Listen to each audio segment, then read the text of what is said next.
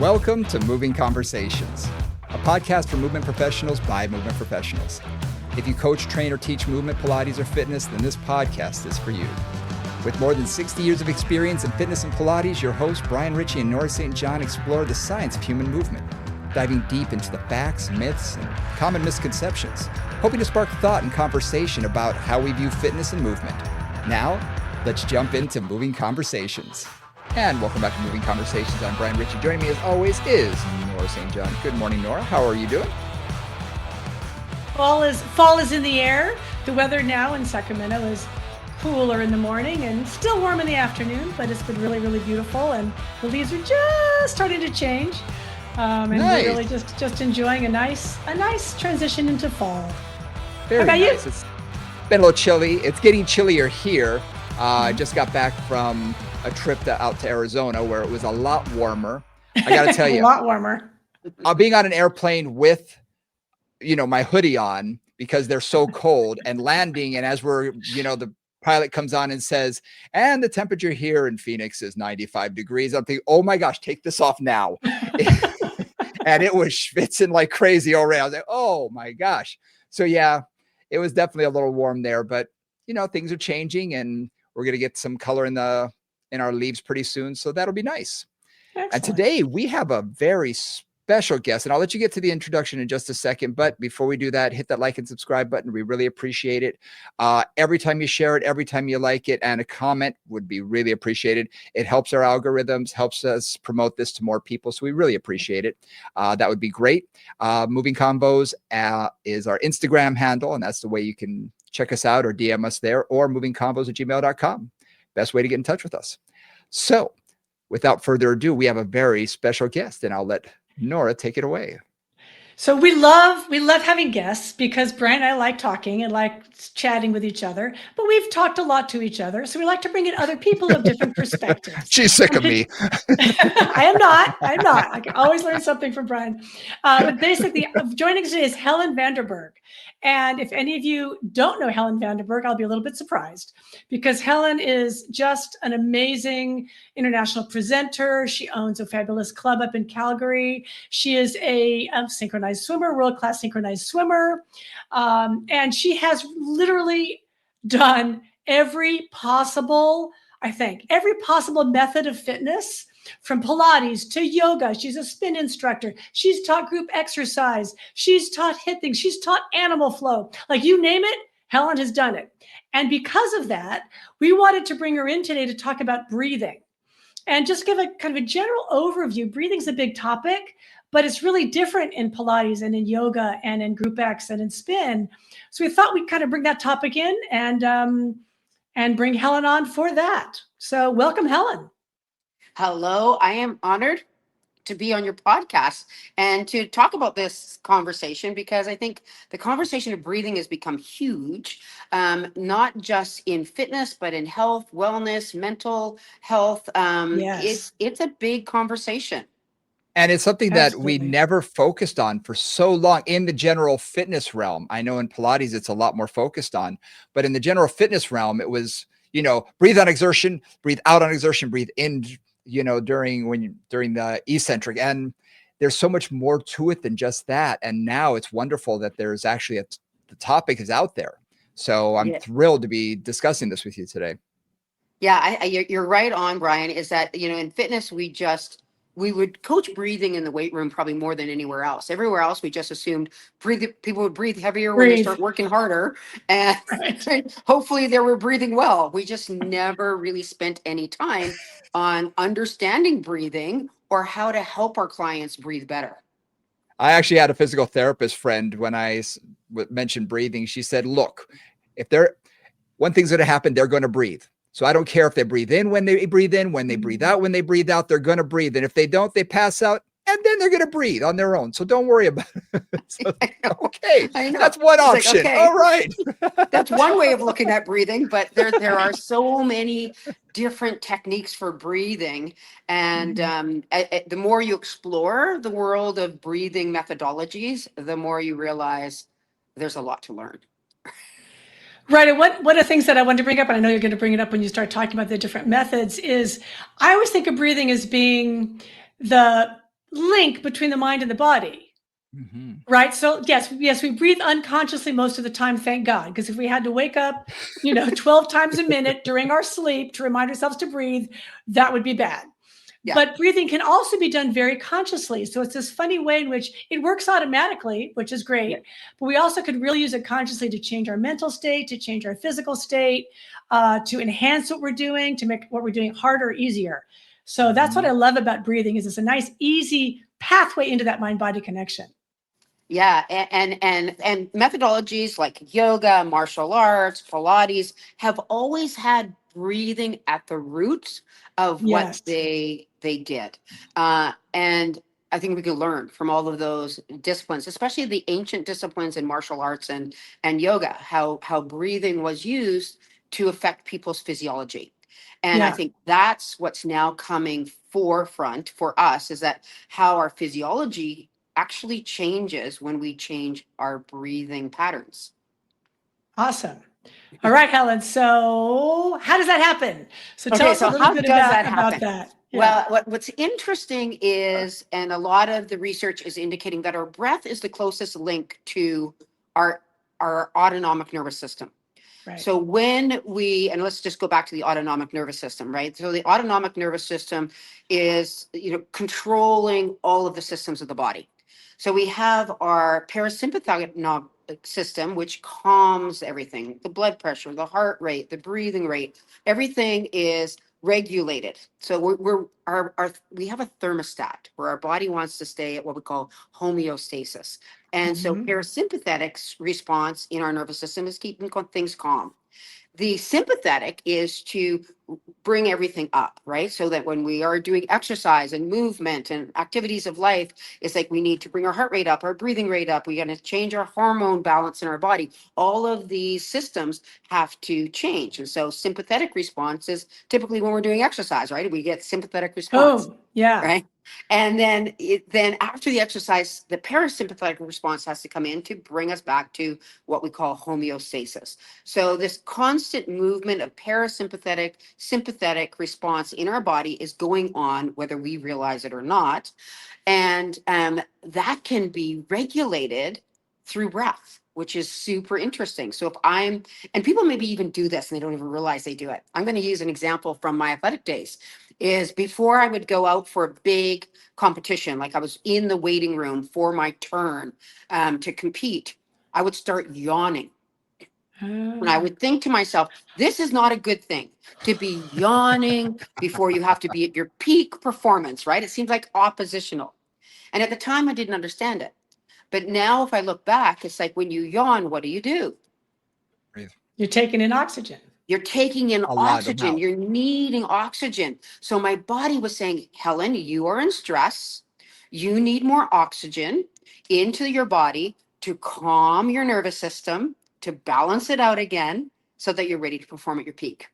Awesome. So our bodies naturally will want to take care of ourselves, but we can actually learn consciously, as you said, Nora, to manipulate. So if we're too excited, we can calm down. If we're not excited enough, we can bring it up, right? So how do we manipulate our energy systems and our nervous systems and all of the physiology of our body simply by using our breath? And I think that's where it gets super interesting. I love that. That was so clear. Like I love Yep. just that. That's exactly what we're talking about here, right? It's like, what are we trying to do with our nervous system, which also includes our mental state, our feeling of readiness or lack of readiness, all of that. So, and also that connection back to ancient practices of breath. I've also studied a ton of martial arts and yoga and meditation, and all of them have breath as a fundamental component of how we regulate the nervous system, not just to bring about physical states and physiological states, but mental states as well. So Yeah. really nice. Love it. Yeah, and it's super interesting. So when I started studying breath in a more deeper way, which probably started with my yoga journey, right? Yeah. So studying in yoga, and some of you may be familiar with some of the yoga breath, but in Ashtanga yoga, Ujjayi breathing is at the foundation of yoga, that yoga practice. And that's to give you energy when you are moving through a yoga flow practice. Of course, it ends also with lion's breath, which is a completely different kind of breath that you would do at the end of the practice, and that's to calm the nervous system. And when I first started studying that, I just took it verbatim. It's like ujjayi Okay, I'll breath, do that. lion breath, this breath, right? Not really thinking more deeply as to where it fits in. And then, of course, I started studying Pilates, and Pilates using, deep diaphragmatic breathing, percussive breath, different kinds of breathing techniques to activate, right? To find activation through the body as you're going. And then studying meditation, I've got a meditation teacher here that I work with, and learning to calm and decrease stress and anxiety, and what kind of breath was used there. And so then I started thinking, I was like, okay, well, there's these breaths and this breath and that breath. And so my brain always likes to categorize things. And so I found the simplest way for me to start looking at all the different breathing techniques that are out there is to group them into 3 categories. One, is it an activation breath? Are we using the breath to excite ourselves, to prepare Yep. ourselves, to ready ourselves, to maybe activate some of the muscles that we need to have involved in the movements Yep. that we're going to be Yep. doing? The Great. second one I think of as balancing breath. Do I need to keep myself pretty well balanced throughout whatever I'm going to be doing in this activity? So it's like, I don't want to get too excited, too calm. I'm kind of going to rhythmical. I think of the long distance runner, right? Got to keep it Yeah. balanced over a long Moderation. period of time, right? I want to Yeah. not get my breath too high, not get it too low. I just got to keep moderating it, finding this balanced breath. And then restorative breath. And so that's kind of what I would think is a third category, is that what is this restorative breath that helps me calm down, helps me bring down my energy system, that helps me restore my body. And so when I'm looking at different breath techniques, I keep looking at it going, okay, does it fit into activation? Does it fit Uh-huh. into balancing? Or does it fit into restoration? And what I found to date, as I'm studying more breaths, is they all kind of fit into one of those buckets. Yeah, I love that. Yeah. That's actually Nice. that Nice. again, really good categories for us to think about, and a Yeah. nice way to put all of the many, many, many ways to breathe. Because like you, I've learned a billion different versions. Those 3 Yeah. categories help to make it clearer which one I'm going to choose for what purpose, and how things work with different activities or different mental states or different physical states. Yeah, because each of them has a different physiological response. And if we understand what they do, what the breathing technique does for you, and then we can start to apply it to what we need it for. And I think that transfers into working with our clients. What do our clients need? Sometimes a client walks in and they're super stressed out, like they've had a day, right? It's like Mhm. their anxiety levels high. Before they start working out, maybe we need to bring them down, right? Calm them down a little bit before they start. Or maybe they come in and they're really like sleepy and feeling Blah. lazy and lethargic, and they just don't want to move. How can we then get them a little bit excited using their breath, kind of changing that physiology, to bring them to that state? And I think the more that we can understand that with just some simple techniques, we can start to apply that into working with our clients. Awesome. So, with that in mind, then, could you give us some examples of an activating breath? Like when you would use it, what kind of the different versions are, what modalities like you prefer it with, that kind of thing.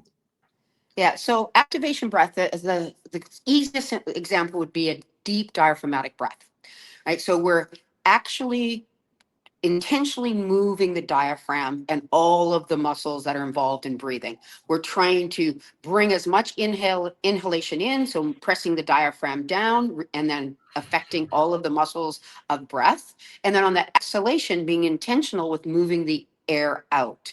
As we move out, maybe intentionally thinking about lifting the pelvic floor, drawing the transversus abdominis in, feeling like we're lifting the diaphragm. I often think of it like the Heimlich maneuver, where it's that J, that in and Yeah. up, right? That in and up of the diaphragm, but making it intentional. So you're consciously being aware of the contraction and the relaxation of the diaphragm, but you're also consciously aware of where you're filling the body with breath. And so Mm. with deep diaphragmatic breathing, I like to think of it as feeling the container of the whole torso, right? So filling the container from the top, breathing into the top rib cage, then into the mid ribs, the bottom ribs, into the belly, and then moving the air out on the exhalation by drawing the belly inwards and upwards to the diaphragm, feeling the rib cage and drawing in, and then letting the ribs drop down, that last puff of breath coming out. So actively using our inhalation and exhalation and using the muscles of breath to create that breath.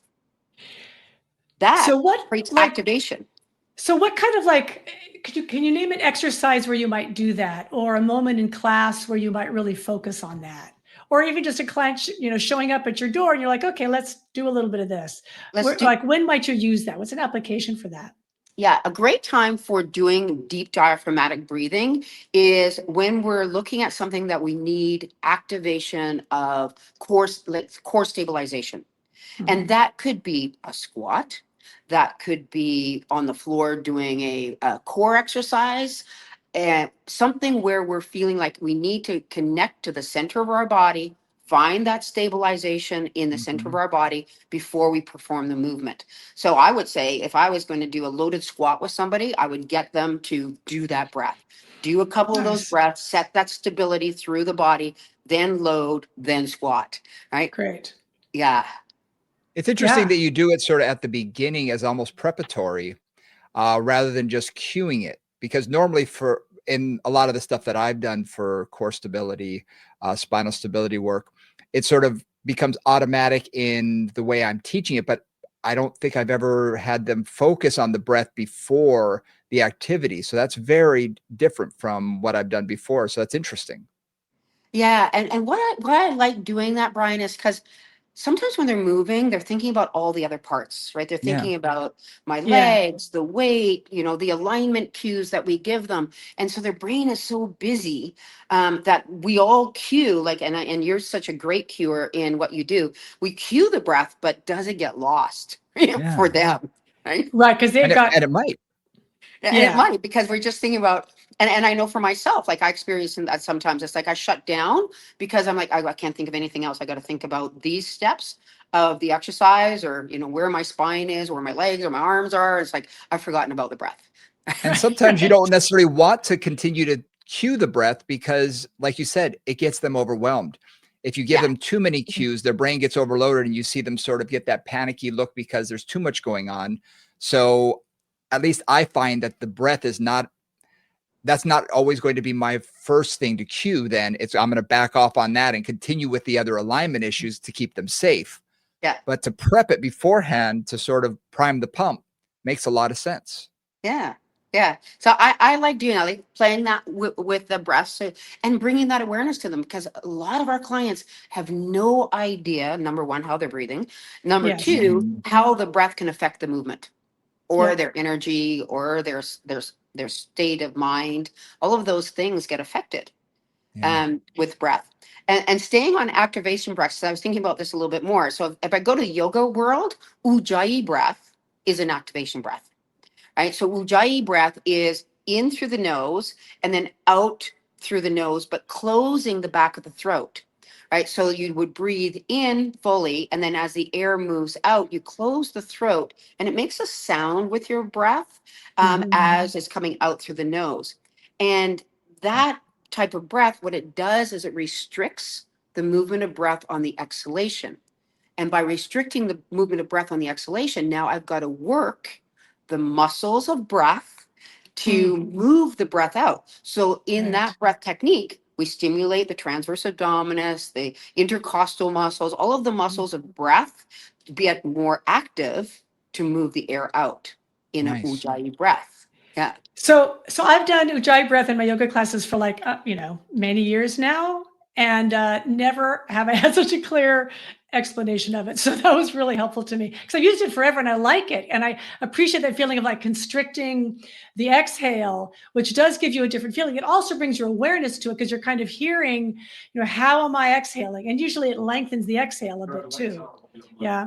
So yeah, excellent. So Ujjayi breath. Now, how would you, so this is a question for me because I don't do as much cardio as either of you guys do. If I'm, let's say, cueing breath in something like a spin class or for cardio of some kind, or if I'm training a runner, I'm training somebody who does like, high level cycling or something. What do I do? Like, how do you work with the breath in that circumstance? Yeah. So I think this is interesting. So this is where the balancing breath comes in.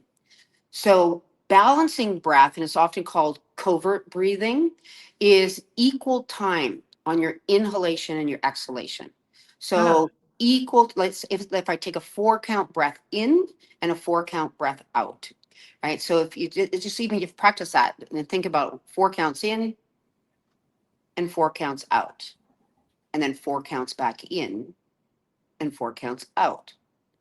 Just by observing that, you might notice, well, because we're all just sitting and we're in a relaxed state, that that's actually not easy. You might want to have a longer exhalation because we're in a relaxed state right now. Did you sense that? yeah.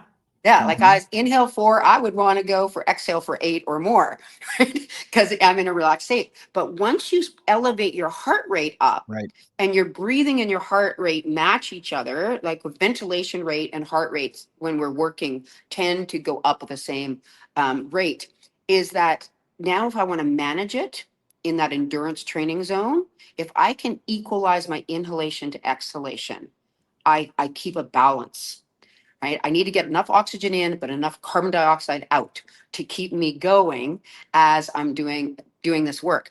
And sometimes we have people put a nose clip on, right? So they wear a nose clip and have to only breathe through their mouth, or reverse, we tape their mouth and only breathe through the nose, so that we start to learn how to regulate and get that equalness of breath. Of course, I was a synchronized swimmer, so I always wore a nose clip. So I'm a mouth breather. For me to go to nose breathing is challenging. I have to really think Hmm. I'll bet. I'll about the bet. breath. It's like, Right? And so you can apply this even simply like when you go for a walk. So if you go Mhm. for a walk and you start to notice your breath, notice your rhythm of your inhalation to your Mhm. exhalation. And then if you can manipulate it to go even, you might find you have more energy. It becomes easier to do that. Now, depending on the intensity of the work, if I'm walking, I could maybe do a 4 count in, 4 count out. If I'm doing a spin class and we're going, at high endurance, I maybe am doing 2 count in, 2 count out, 2 count in, 2 count out. Right? So Yeah. the rate will change, but we want to try and keep it even with the inhalation and exhalation. That's really So, interesting because I've experienced very similar military running. Yeah. They want you to match your pace, your cadence. So we would do a 3 in, 3 out, or 4 in, 4 out, depending on the pace that you're running. So, and I never realized the reason why, and it was probably stumbled upon years ago, but that's a very interesting way to do it because it's true. You felt more energetic and it kept your breathing rhythmic enough that, believe it or not, you really didn't run out of breath. It forced you to breathe. You couldn't hold your breath. You couldn't, constrict. You had to breathe deeply, but in that rhythmic pace. So that's very interesting to sort of hear, you know, concepts behind it rather than here, just do this. Yeah, just that, and that's interesting because I'd never heard that before, Brian. But that would totally make sense. That because what people do when they exercise and they have to go hard for a long period of time, you hear them say this all the time. They get short of breath, right? Because Mhm. they're yeah. breathing too rapidly, right? They're And breathing yeah. too rapidly. Yeah. So And finding a yeah, rhythm. sorry. That's Yeah, okay. Go. and I would just say that when I think about people who are just starting to do that, after a lot of people, there's team and training, which is they do marathons, they do that kind of thing, and a lot of my clients are like, oh, I'm going to do a team and training. I'm starting to become a runner as an Mhm. adult, as somebody who's never really run before, for example, and I'm thinking about working with them, and they were like, they had such a hard time getting out of breath, and a lot of it was because they didn't know how to regulate their breathing with their activity. So kind of like they start panting early on, Mhm. Yeah. and then they run out of breath and they'd run out of energy, and they're like, oh, crash really quick. So I think that's just a really nice way for them to just start to see, like, okay, just choose a pace where you could really keep the breath and the body in coordination, because that also gives you that like longevity, right? It really increases Yeah. the endurance, I think. Yeah. Yeah. And then the better you become at breathing, of course, and the better oxygen exchange you get for cardiovascular activities. And cardiovascular activity is all about O2 utilization, right? The more oxygen you can get to the working muscles to break down the energy, to keep you going, the more efficient you are. And so if people aren't breathing well, they're not efficient. And so they're going to fatigue so much faster than somebody who can breathe well, get good oxygen exchange, and, continue the movement or the work. And for years, we talk about increasing your VO2 max and Yeah. trying to do that. And people who are much more experienced naturally seem to have a higher VO2 max because they have a better oxygen exchange rate. They're better cardiovascularly fit, but they also know how to breathe, and their body has figured it out for them. Back at university, we had a number of people in my class who were triathletes, and their VO2 max was sort of off the charts. But you watch them and they looked very comfortable doing all of the tasks, where the uninitiated were getting out of breath. They were panting faster.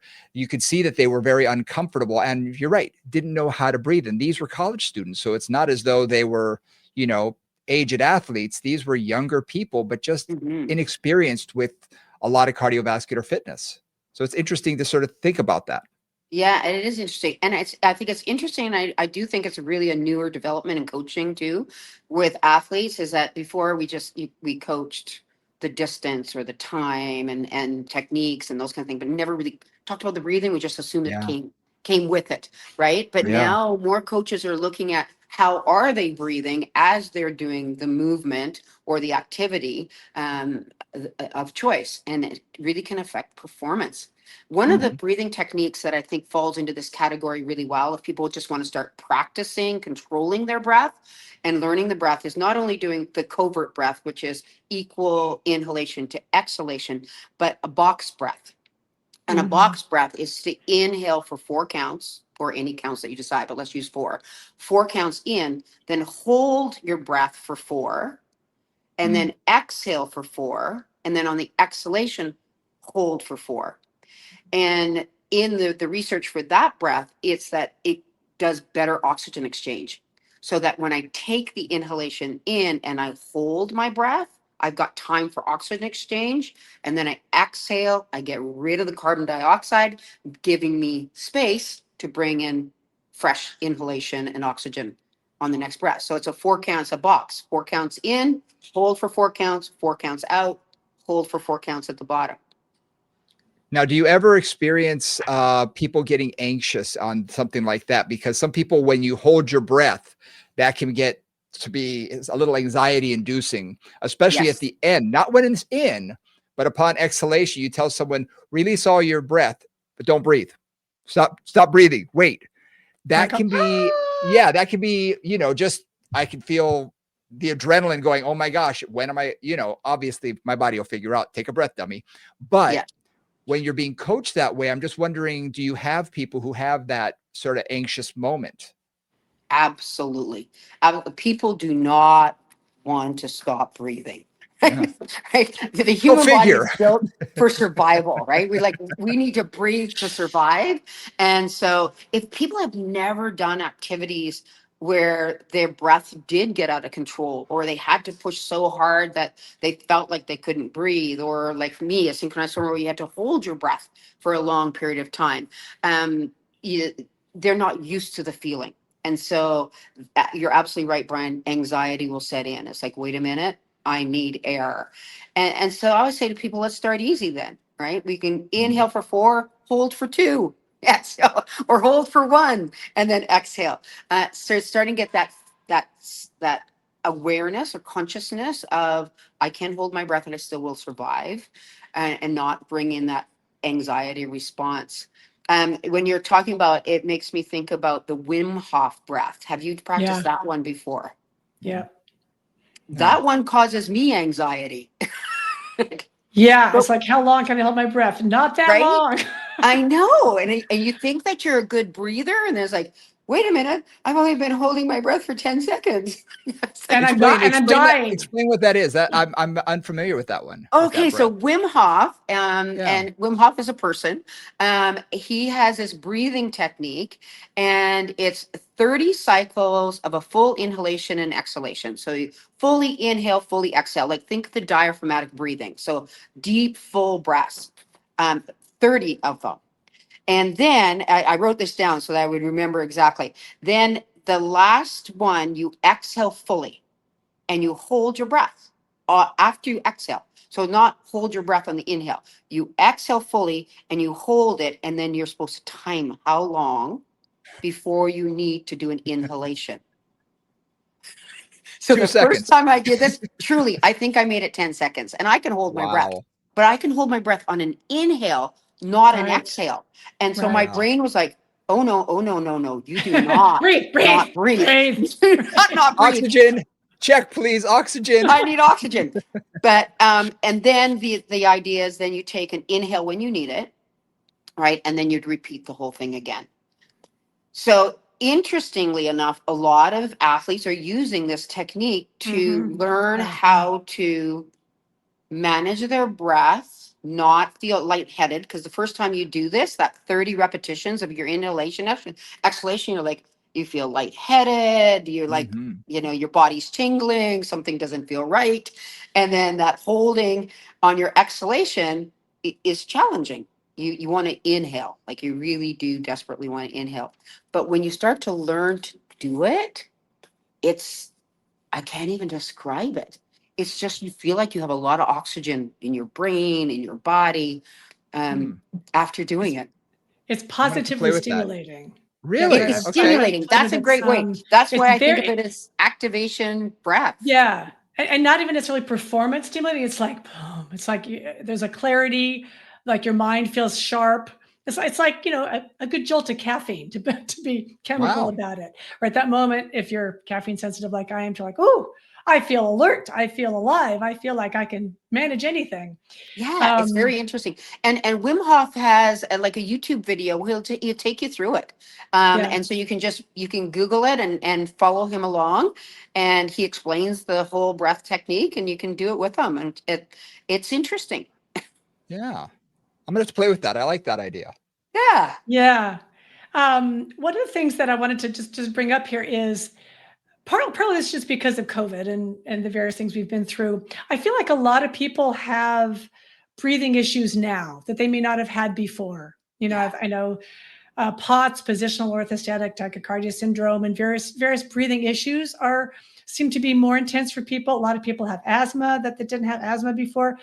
So I really find that breathing for my clients who've had kind of lung issues, just to get more, more pathological about it, has been so incredibly helpful.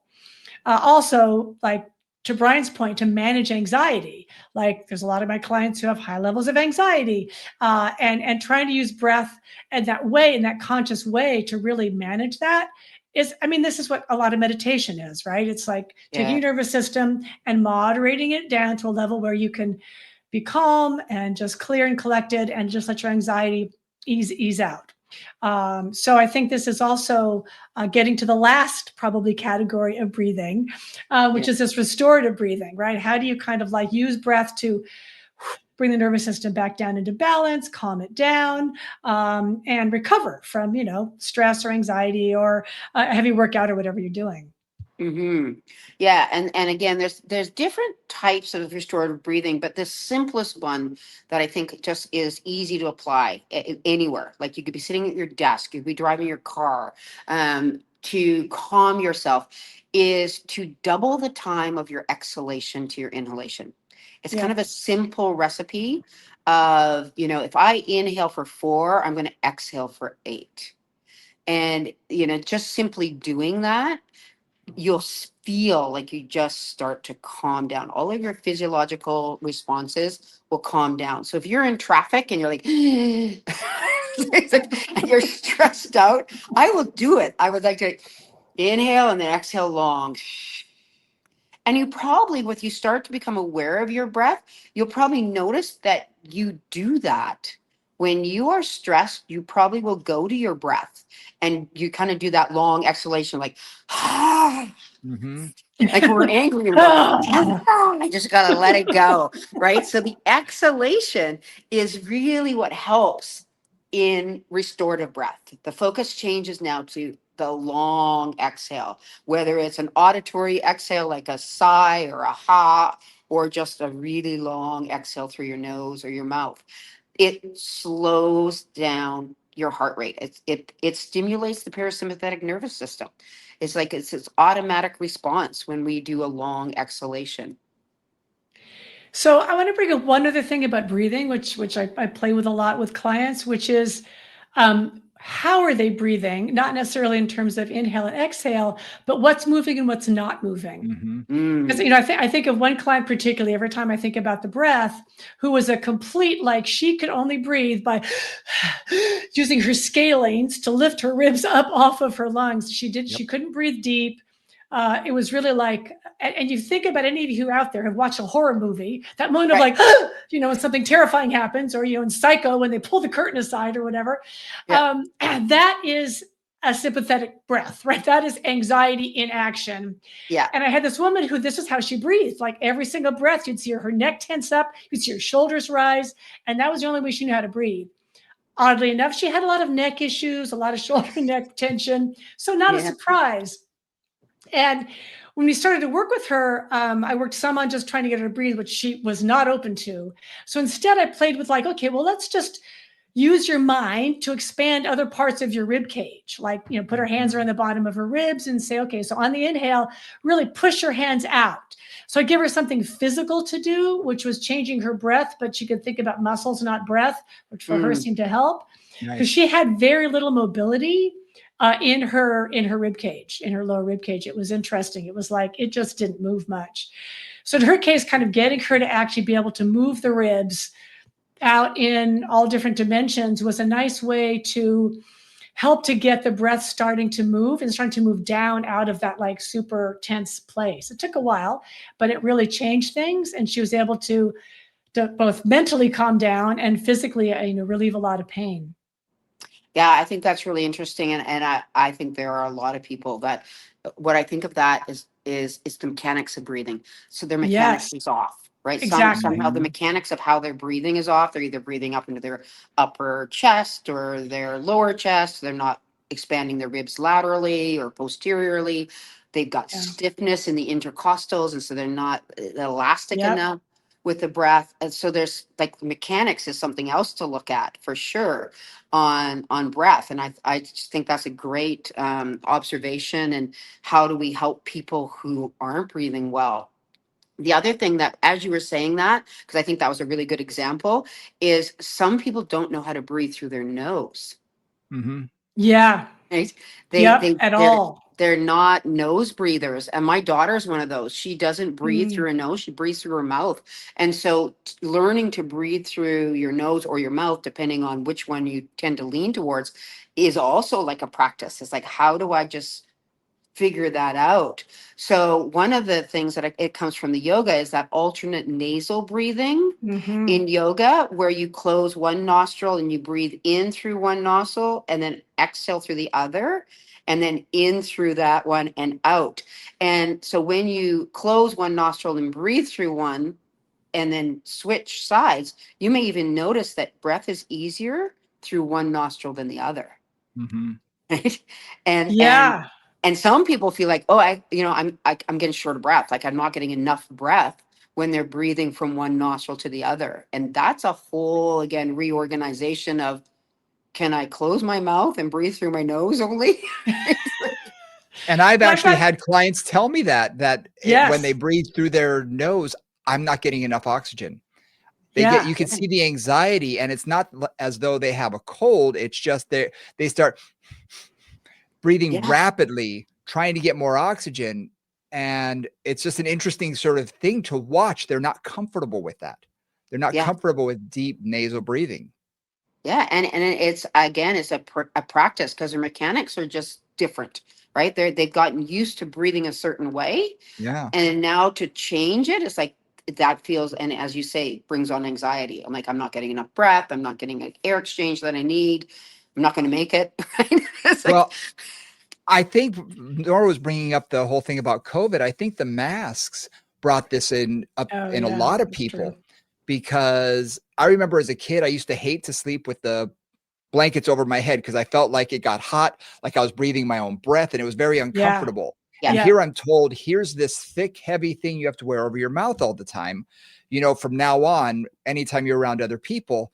And it took a little while to realize how to do it, and that, okay, I'm not going to pass out from, carbon monoxide and all of that, because there was a little bit of fear there just Yeah. from that memory. But I found myself, and I don't know if either of you felt this or anyone else listening felt this, but I found myself breathing shallow when I wore a mask, much more shallow than I did without it. And it just, I caught myself doing that. And I had to remind myself, no, breathe normally. But I found myself doing this small, shallower breathing. And I find that a lot of clients have had that residually follow them. And I see them just sitting, really shallow breaths. Yeah. I am so glad you shared that, Brian, because I have to tell you, I had anxiety when I wore a mask, especially at the beginning. So you're making me feel better, because I thought there was something wrong with me. No, I had it. No, but your whole idea of the breathing out into a mask, I felt like I was breathing in the carbon dioxide I just Right. Exactly. I felt like I was not just getting my. exhaled, and I'm just taking it back in, and I want Yeah. fresh air. I want oxygen, right? And so, yeah, I do think that changed your breathing pattern. And now that you say that, I think I did the same thing. I started breathing more shallow, not taking deep breaths, because I didn't feel like the air exchange was good air exchange. Mm-hmm. Yeah. And to bring that up a little bit more, there's there's all kinds of why it's good to breathe through your nose. I know, like, people using mouth tape these days and all kinds of things. Mm-hmm. And the thing about breathing through your nose is it is actually, in theory, easier on your lungs and everything else, because when your air goes in, it gets moisturized through your nose. And it also kind of, apparently it does all these like swirly turbinates things that like tornadoes in your nose. And so then when it gets into your lungs, it's a little bit moister, it's a little bit warmer, and it's a lot less stressful on the lungs. So one of the times when I use that is those clients who do have that kind of like, maybe they've had pneumonia, or their lungs are just, or they're asthmatic, they're sort of sensitive in their lungs. I'll really have them work on that breathing through the nose. And it's like, oh yeah, it's a little less stress on the lungs too. So that's another little piece of that. Yeah, no, I think that there is a lot of research on that. Who's the author of the book Breathe? James Nestor. James Nestor. He James really Nestor, talks about that. great. How it can actually change Yes. the structure of your jaw with breathing Yeah. through your nose. I thought that was so interesting. Yep. Yeah. He talks a lot about that. It's a great book for those of you, since we're on the breathing topic. It's called Breath, I think, by James Nestor, Nester, I think. Anyway, really, it goes into a lot of this and the research on it, and it's where a lot of these principles come from. Yeah. And that's where, like, I think if you're interested in this topic, there's just so many different techniques. They all have benefits, and just starting to understand what the benefit is, and then how can we apply it with the clients that we're seeing, so we can help them perform better, right? So perform better, that means better for life or for athletics or whatever it might be. Yeah. Yeah, and with that in mind, like, I really love the 3 categories you have and kind of the examples of each of those, because there are, like, again, if you ever study martial arts or yoga or anything, there's a million different ways people talk about breathing, and some of it is really finding what works for your client, right? Like, okay, this guy, like, I think of one client who would always come in. She'd always come in after work. She was like a hot mess every time. And I would just say, okay, let's just start with our restorative breath, because we have to get your energy level here, right? And then another gal who she was literally narcoleptic. She would fall asleep with like her feet in the straps. Not a safe place to fall asleep, by the way. No, exactly. So you need to be awake here. Yeah. You need to be awake here, because you're going to fall off the table, and that's not going to be good for any of us. And so in her case, like, I would have her come in and we would do like little percussive breathing, short breathing, or the really deep diaphragmatic breathing, things to kind of get her nervous system activated, because otherwise she would just like sink into this lethargic mess. So, a lot of times I'll use just a little bit of breath for somebody, even at the beginning of a session, to moderate where they are and help them get prepared for, whatever we're going to do with them. Yeah. And I find this is very, very interesting in that we, in all of our fields, love to have our toys and our tools, and we have the biggest toolbox, and we're always talking about, more things, more information, to fill our toolbox. Well, guess what? These are also tools, and the different types of breath can really help to either stimulate or to balance them or to bring them to a better state of mind where they can exercise. So knowing the different types of breathing and how to utilize each, I think is very important. I mean, I'm learning a lot from this and thinking, okay, for this client, I think I'm going to try this. And for this client, I think I'm going to try this. So I'm already starting to go through that in my head. All right. Good. Yes. Yeah. I love that. Yeah. And the more you explore it, the more you can start see applications in it. And then I also even bring it into the rhythm of the exercises. So a lot Yes. of my clients, they won't take the time to do breathing breath work on their own, Yeah, right? Even though absolutely. they might know it's No important, way. Yep. right? Yeah. But they won't do it. So Yeah. I'll even do something like the box breath with squats, for example. So I'll say, Oh. let's lower for 4 counts, hold at the bottom, and then exhale and stand up for 4 counts and hold at the top before we go Nice. again. And so we're Nice. actually practicing the box breath, but they don't know it. They They're don't just realize thinking it. that's the tempo or the rhythm of the exercise. I love it. Yes. And I do a lot of, just in Pilates, because Pilates is often like 1, 2, 1, 2, right? You push out, you come back, whatever. A Yeah. lot of exercises are. And sometimes what I'll really have people do is, okay, find your breath rhythm, because for some it's quicker, for some it's a little slower. And we'll play with like, okay, inhale here, exhale there, a very typical way to do that. And then I'll say, okay, speed up your breathing and speed up your movement with it, right? Or else I'll have them like say, do a quick exercise, but inhale for in, out, exhale for in, out. Right. So they're actually kind of like speeding up the exercise, but slowing down their breathing. And again, giving them something rhythmic to focus on for breathing. Again, whether they're doing it perfectly or not, I don't really care. It's just a matter of they're thinking about their breath or bringing it into their movement, and giving them a very simple way to do that is also a nice way to bring breath and movement together. So, whether you're trying to like, okay, in like a lot of times I'll do something like, let's say knee stretch. Right, hands are on the foot bar, feet are on the shoulder rest, you're pushing the carriage out and coming back in. We're going to do, let's say, a restorative breath. I can have you inhale and push out, slow in 3, 4, 5, push out in, and come in 2, 3, 4, 5. So just changing the rhythm with their breath. So just like you did with a squat is a great way to get the breathing and the movement together, and also change the exercise to give them some different stimulation on the exercise too. Yeah. Nice. Yeah. I love it. It can apply in so many ways. Yeah. Fabulous. All right. Well, thank you, Helen, so much. That was a great, I get it. I really feel like that was a really, really good introduction to breathing, and a nice way for any of our people out there who are listening to this, who, if they've been in this industry at all, have heard 100 different ways to breathe and are probably confused, like many of us have been. So I love the way you talked about the 3 different categories, different examples, and hopefully for you guys out there, this is just clarified, giving you a few new tools and ways to think about it. So that was awesome. Thank you. Yeah. And you know what I highly recommend people do is when you hear about a new breathing technique is try it and then see what kind of physiological response you get from it. Exactly. And then does it fit into, do you feel more energized, or do you feel balanced, or do you feel more restored from that breath? And then I just keep putting breath techniques as I learn them into these buckets and go, okay, I'm going to use this to help people calm down. I'm going to use this to get people excited. Great. I love it. Awesome. I love it. Awesome. Before we let you go, anything that you want to promote, where you're going to be, in the next couple of months or anything? Also your socials, where can people get in touch with you? Where can people follow you? Yeah, so probably the best way to find out where I'm going to be, what workshops I'm offering, because I do present at conferences all over the globe. I'm also doing virtual events, is to follow me on Instagram. That's where I'm most active, is on Instagram. And my Instagram page is H Vanderburg.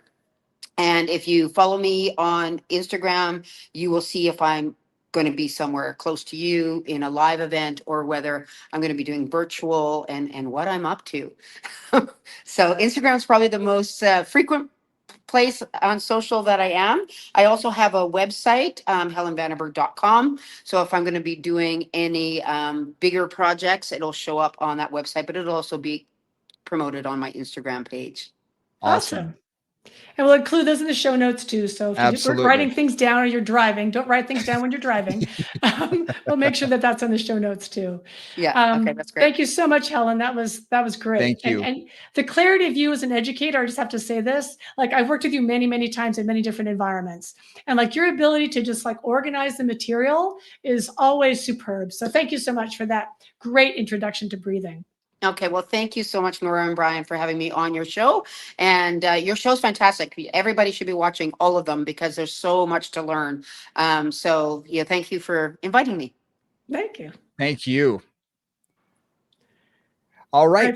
You're going to take us out? We're going to take you out. All right. So thank you so much for joining us. We really appreciate all your focus on this. This was an incredible topic. We really appreciate your time. If you want, you can get in touch with us at movingconvos@gmail.com or through Instagram at movingconvos. And until next time, I'm Brian Ritchie. It's Nora St. John. We'll see you next time. Bye, guys.